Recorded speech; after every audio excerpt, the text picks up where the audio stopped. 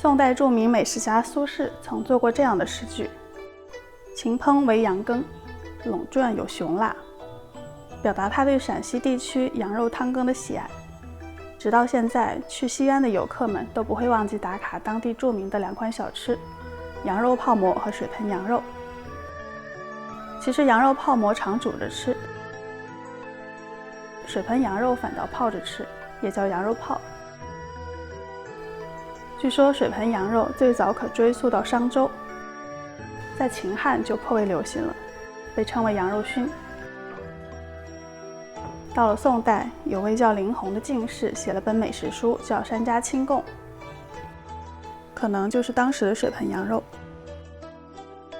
山煮羊，羊做卵，置砂锅内，除葱椒外，有一秘法，只用锤真杏仁数枚，活水煮之，至骨糜烂。每昔此法不逢汉时，以关内侯何足道哉？选羊腿肉和羊排骨，腿肉切成大块，羊骨刀背砍裂。炖羊汤一定要有骨头才香。一起下锅汆水，冲洗干净，放入砂锅。在茶包内放入小茴香、花椒、草果、桂皮、葱段。其实唐宋时期八成是不会用这么多香料的，但《山家清供》里给出了秘方，只需加入几枚杏仁，选甜杏仁或是煲广式靓汤用的南北杏都行，可不要用巴旦木这种假杏仁。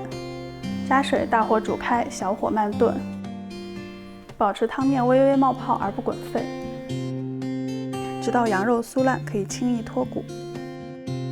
取出香料包，加盐调味儿。喝汤时碗里可以放些青蒜末。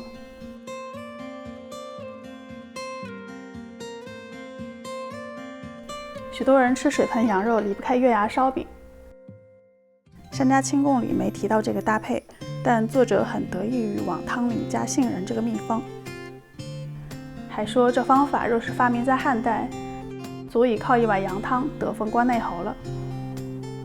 看来汉代人也爱喝羊汤，并且《续汉书》里有说汉灵帝就爱吃饼，叫胡饼，猜是胡人传入的。也有种说法是饼上撒了胡麻，也就是芝麻，所以才叫胡饼。我猜这胡饼可能是发酵过，沾了芝麻烘烤而成的饼。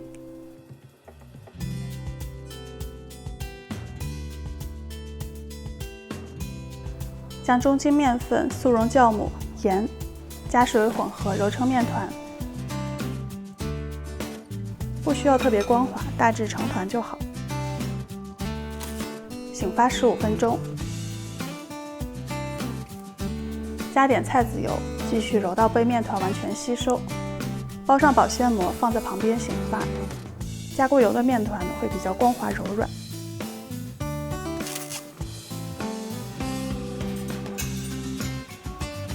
小茴香放入小锅，加盐炒香，放入盐波碾碎。发到2杯大的面团，搓成长条，切成8份，每份分别团成小球。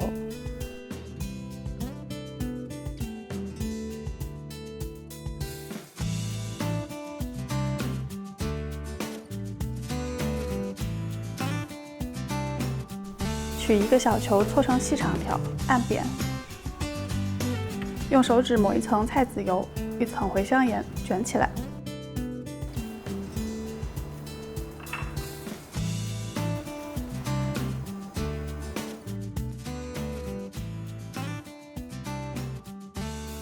尾巴藏在下面，按扁后再醒一会儿。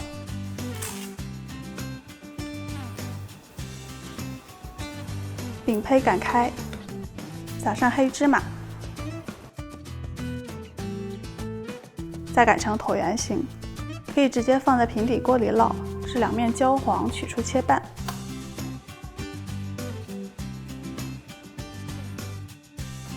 烙新的饼时，把刚才切半的月牙烧饼放回锅边，继续烘得更脆些。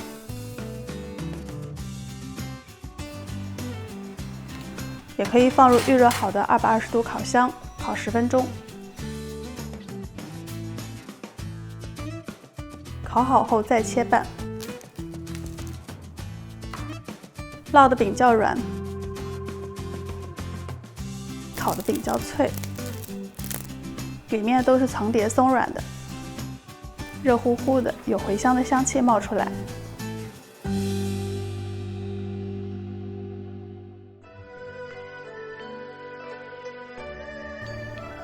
外脆内软的烧饼，配上热腾腾的山煮羊，羊肉酥烂脱骨，入口即化。羊汤是鲜美浓香的，没有羊膻气，也不会被香料抢了味儿。杏仁这个秘方很好用，能去羊膻，让汤喝起来更香浓。可以汤泡饼，也可以饼夹肉，怎么吃都香。如果哪天有机会穿越回汉代了，别忘了这套糊饼山煮羊。说不定封关内侯就靠它了。